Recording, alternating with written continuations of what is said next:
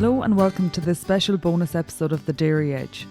Teagasc are running a weekly Let's Talk Dairy webinar series, which is also being made available as a podcast.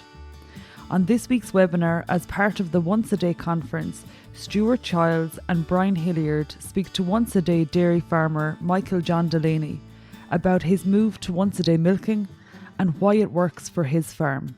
Just give you a quick outline of my farming story so far and how a change of system has pretty much probably changed my outlook and perspective on dairy farming. So obviously, as I said, my name is John Delaney. I'm farming outside Durrow in the County of Laois. So just to give you a big introduction to what I'm doing here. So I'm home farming since 1996. I came home to a relatively traditional farm of the area, approximately 100-acre farm with 25 cows, raising all calves to beef. We had 30 early lambing ewes, and we grew about 5-6 acres of barley for our own use. And obviously when I came home, I realized that I needed to concentrate on the dairy side of the business. So gradually over time, I built up cow numbers and got rid of other farm enterprises. So by 2011, 2012, we were running 90 cows, keeping 20 calves, 20 replacement heifers on approximately 100 acres. But obviously the reason I'm here is because since 2013, I've been milking those same cows once a day.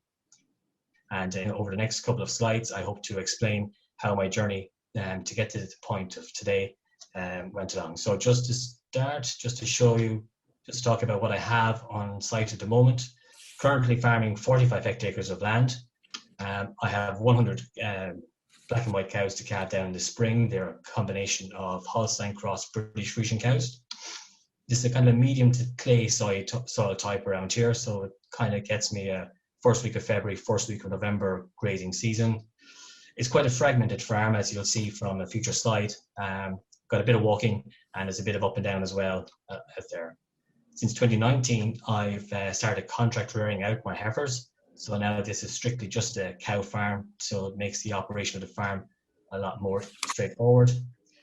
Physically on the farm, I've got a 10-unit herringbone parlour and I've got 120 cubicles. And I would hope in the next 12 months or so to hit a target of 110 cows to maximise the ground a bit better. So obviously, so this is a little map, small bit of artwork last night, but basically the purple are fields. Obviously there's a lot of internal divisions taken out now. There's not that many ditches. The little red dot is the farmyard. As you can see, it's nestled right there in the corner of a 4 crossroads. The black lines are public roads, and the green lines, I hope you can see them, are public laneways that I've used down through the years to get cows access to different fields throughout my time.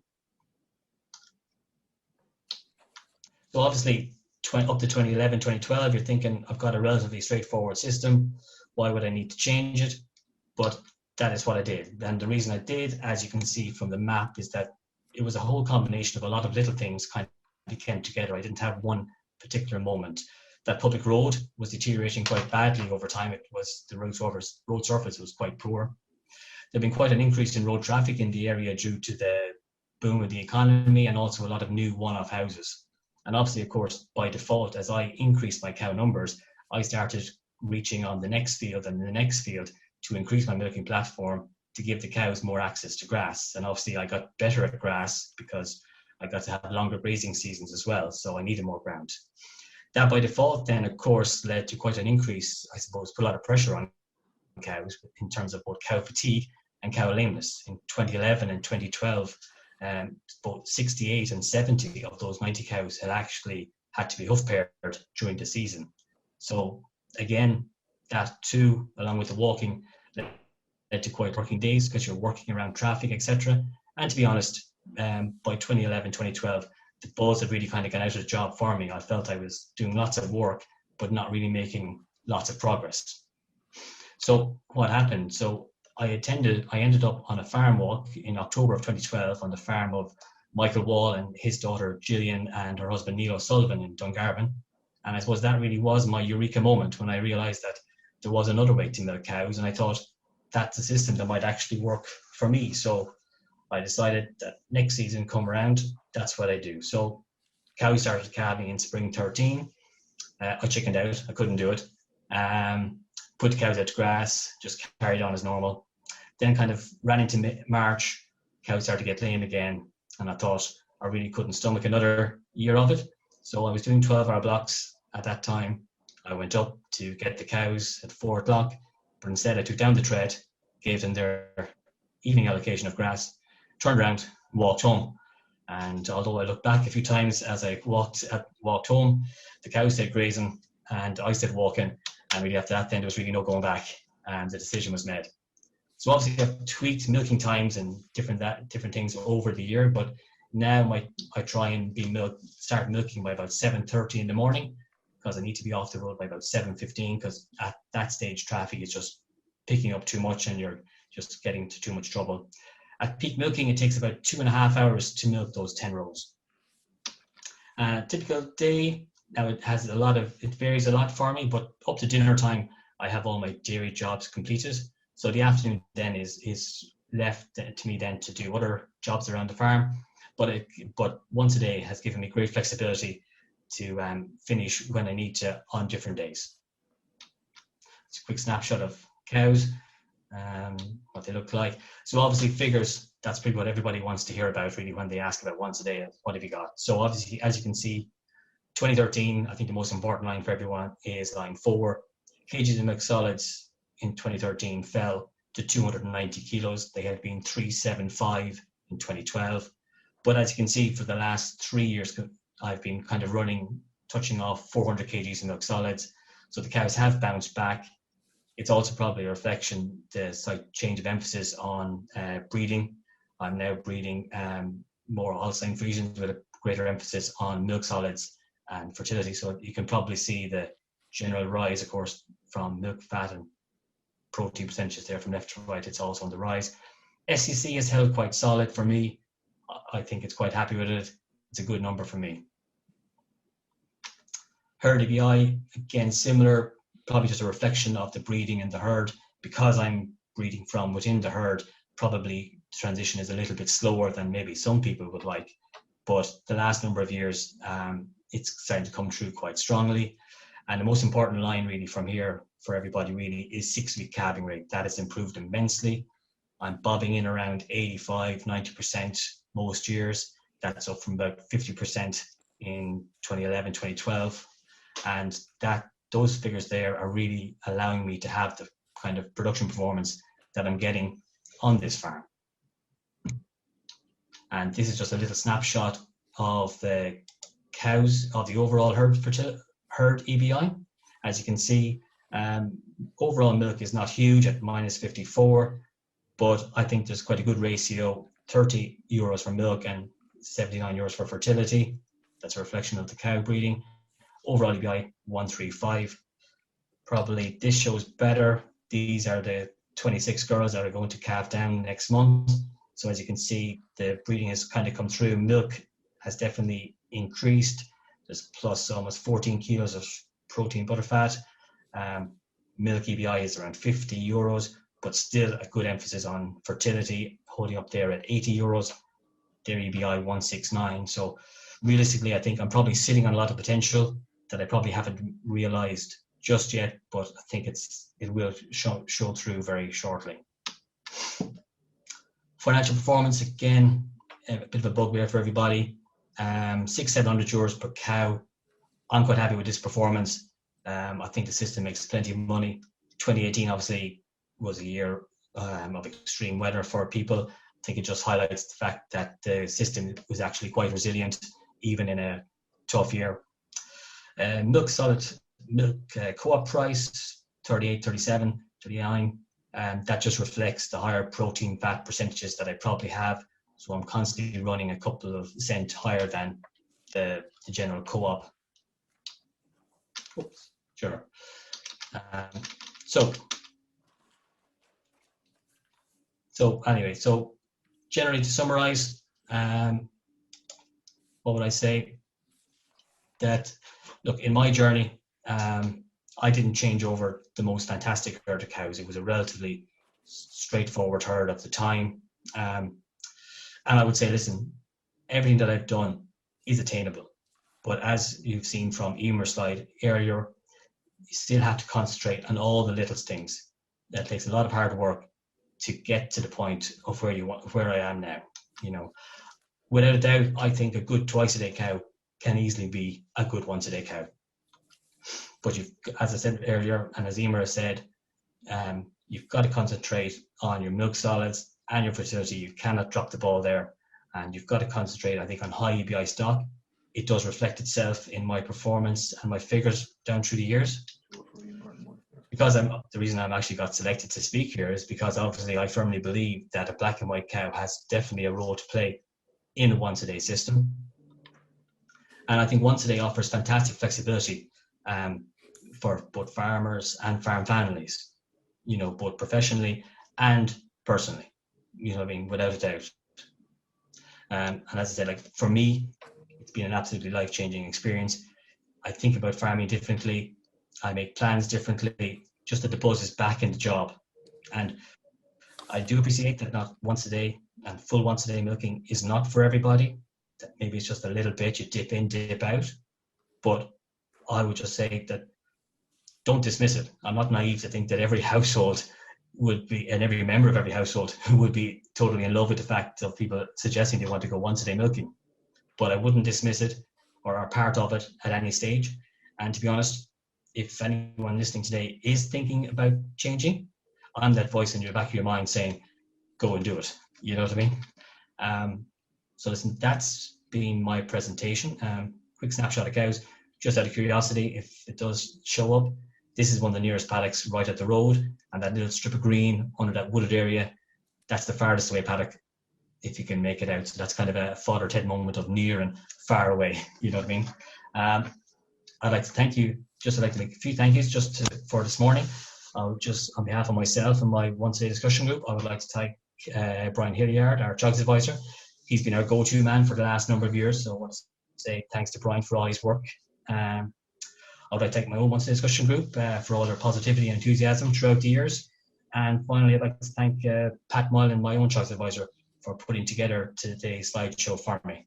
So thank you very much, everybody. I hope I wasn't racing through it too much for you, but if you have any questions, fire them at me and I'll do my very best to answer them as best I can. Michael, John, I compliment you on such an excellent presentation. You are so clear and it's so easy to follow. You're getting a great picture of what you're doing. It's now your 9th year going into once a day milking. And not just on the physical side of the farm, but also give the human story side of it, which happens to be important to a lot of people, and maybe the reasons for going once a day milking as well.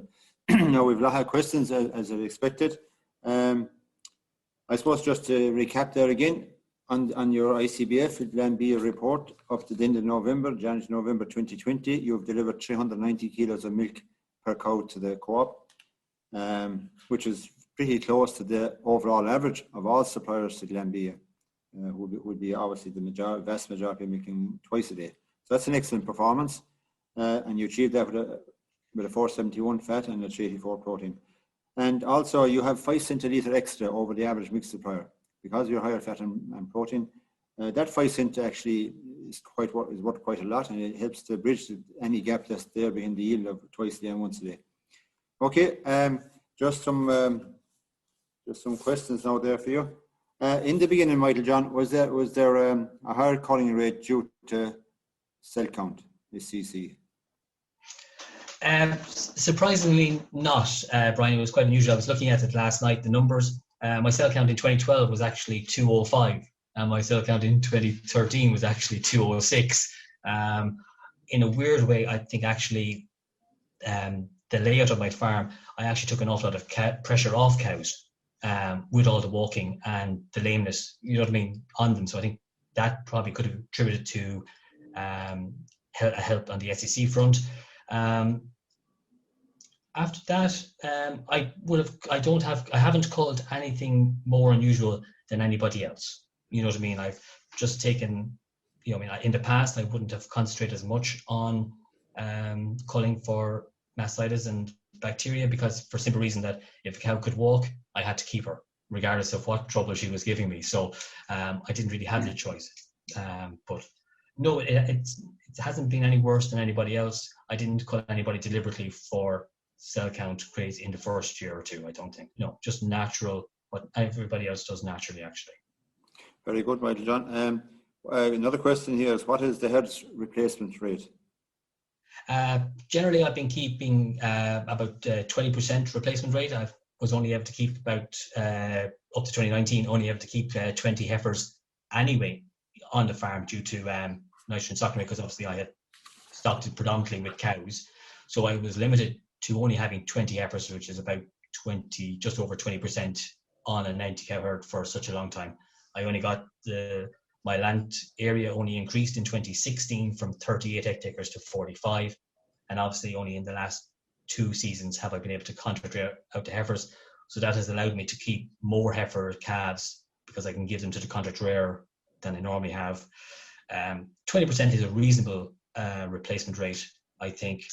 Obviously, I probably could do it a little bit. You could take a little bit more, but then I hadn't done the same work before I changed over in terms of maybe mastitis and cell count. And obviously, of course, the other trick is I'm also changing, not only am I changing cow system, but I'm also changing my cow breeding my cow type.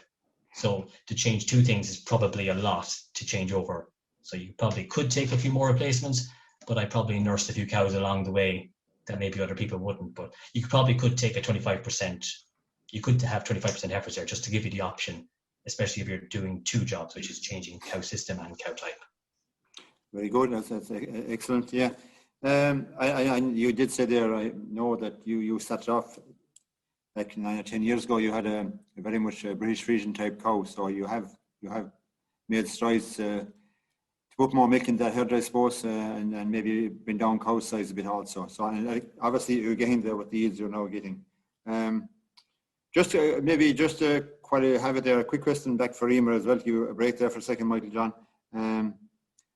Emer, will late lactation once a day be viable in the context of selective dry cow therapy coming down the tracks? And was selective dry cow therapy carried out on any of those cows, any of the once a day cows in last autumn, 2020?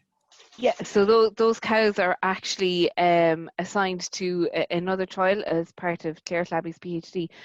Some of them are getting selective dry cow therapy. Some of them are getting antibiotic therapy. So we'll know the answer to that, I guess, in the coming year. That's a good question. Okay. And just quickly on that, just finishing that one, will once a day cell count of 344 in 2020, will antibiotic legislation will mastitis be an issue with that level of cell count and the new antibiotic legislation that's coming into effect this time next year? Yeah, so within the herd there were cows that like say when they started off their once a day life, like coming from a twice a day herd, they did have maybe a slightly higher cell count, so they actually have been culled from the herd. We're going to repeat this study, so we're doing a 3rd year of the once a day milking this coming year, so we'll see what happens in terms of the cell count this year. But the cows that we've chosen, we didn't specifically choose them for low cell count or for once a day milking. They were just general twice a day cows that were available to us that weren't specifically chosen for the once a day herd. Very good, thanks, Emer. Michael John, back to you again. Michael John, the question, was there much peer pressure on you, or do you feel much pressure on you to start once a day? Maybe something like, say, what would the neighbours say about you if you were milking once a day? Did you find that much when you started 9 years ago now? Absolutely right, yeah. Everybody had an opinion. Not everyone else probably said it to me, but yeah, it was pretty obvious. From talking to other people, I was definitely the talk of the countryside by far.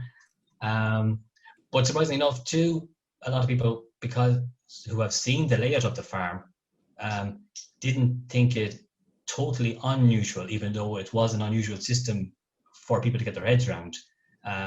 They certainly seen the justification for my reasoning. But yeah, if you're going to go once a day, you're going to have to be willing to take a lot of questions and certainly be centre of attention by far. Very good, very good. Just looking at your last slide there on the cows out in the field, I just talked to you yesterday. quality grass looks, it's like somebody nearly eat yourself. It's so good there. Have you done much work over the years in training yourself to get the right covers of grass that cows go into?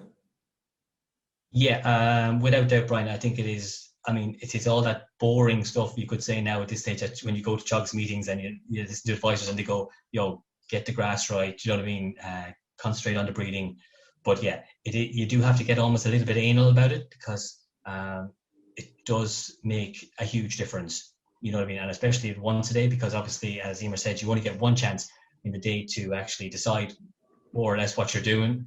And also, I think once a day cows definitely respond well to good grass, but at the same time, I think they do probably take a hit, maybe more disproportionately, if you don't get the grass right. You know what I mean? Yeah. Okay. Excellent. Just a quick question here for myself about have we any financial data comparing once a day and twice a day income? Every year at the conferences in the horse and jockey, we always cover that topic, the income side of it. So look, I think if we're going to take a 20% drop in milk solids yield in the first year, you're obviously going to suffer a drop in income. And I'll ask Michael John himself in a minute. But so will you take a 20% drop in income then? I don't think you will, because there are some savings, like maybe long-term savings as well. You'll have more heifers or cows going back in calf for the next lactation. You have a bit less lameness, better fertility. You'll also have some slight savings in electricity costs and milk and powder, detergents and so on. But you're going to take a drop, no doubt. And I would always warn that if you're going to go switch over to once a day milking, your financial side of your system would want to be in order. If you're highly bothered, obviously you can't afford to take a 15% drop in income or thereabouts. It will vary from farm to farm. Depends how much preparation one puts into it in advance of switching over to once a day. Just talking to George Ramsbaugh there yesterday, George has a number of profit margins in for this year on the twice a day, and I think the average net profit there would be around €700 cow. I think you mentioned I might lose just over 620 or something there for 2020. So that's just a difference, a quick difference there. But the one thing I'd say is that the longer you stay at once a day milking, I reckon it'll take about 4 or 5 years to get back up somewhere close to what your income was on twice a day. I know Emer mentioned maybe 2 or 3 years. I think it would take that a bit longer. But it just takes a lot for that much time, because the longer you stay, you're cutting out the cows that are not suitable for once a day, and you're going to keep breeding from the ones that just suit. So that'll be our answer, and we'd always say carry this as a warning. Be careful about going to once a day if you have high borrowings. Michael John, what as regards income in your case, what do you think? How does it affect your income that much? I think look, obviously 2013, your first year once a day, there's going to be a drop there. I mean, I myself had a 23% drop in milk solids, but at the same time, that is probably offset by the fact that I halved my ration feeding that year, and obviously there was definitely a reduction in electricity costs, which were two of the obvious ones. I mean, I know there's also detergent and little things like that. I think if you want to change over physically, you'd want to be able to cover all your bank repayments comfortably at the moment. You know what I mean? Before you could actually probably consider going once a day, because other than that, it could get a bit too tight if anything unforeseen did arise. Yeah, but you're obviously happy enough. You're happy with the income you have, and absolutely. What I'm doing now is a very good income by far. And again, there's probably a lot of stuff that probably can't be quite quantified on the cost control planner. That is yes. Too. Yeah, very good answer. If I just maybe leave you there with I always like looking through mic recordings and all that, and just a quick look at yours last night. I just went to see what the highest yielding cow what she delivered in 2020. She was a cow off of GXY by Teagasc, and she delivered this is on your mic recording now. She produced 659 kilos of milk solids last year, which is a massive yield for any cow in that mind on once a day. And she had just over 300 day lactation, and she was a fourth lactation last year, and she had 493 fat and 411 protein. So she had a high cell count, right, 279, but she's an exceptional cow. As a matter of interest, Michael John, what kind that type of cow? What is she like physically to milk and other type? I think physically as a type of cow, she's a lovely cow. Obviously, look, when I was breeding British 2012, I did put a lot of emphasis on linear scoring and things like that when I was selecting bulls. So even though I was milking twice a day, I was putting a lot of emphasis on udder strength, rump width, and good feet and legs, which I think probably have stood to me in my transfer over to once a day, because obviously once a day puts a lot of pressure on udders. I'd have maybe a dozen cows there this year who would have probably peaked in the mid-30s litres in their peak years. That's a lot of milk to be carrying in the bag. Overall, her milking speed is quite good. I mean, I'll say her cell count's a little bit high, but yet she's not a troublesome cow by any means. Yeah, and I'll just come to this in a minute and I'll finish off on this. That cow also had a very high EBI of 198, and I just had a quick look there. Of the highest EBI cow in your herd, and the highest EBI cow in your herd has an EBI of 227. She's a first calver. She produced 395 kilos of mixed solids last year, right close to 400 kilos in her first lactation, and she only had a cell count of 67,000. And she had 501 fat and 414 protein. So the point I'm just coming to there, and it's been asked us previous years about bull selection and bull type, and I think it has been covered in previous conferences. Generally, you go try and pick the higher EBI bulls, and within that, then you'll be looking at things like, I suppose, udders and suspensory ligament and mastocyst resistance and so on. But so look, the EBI seems to be working, and that's good to know. That's all for this week's Let's Talk Dairy webinar series, and don't forget to look out for more bonus episodes each week. I'll be back with our usual Dairy Edge interview on Monday, so do listen in then. I'm Emma Louise Coffey, and thanks for listening.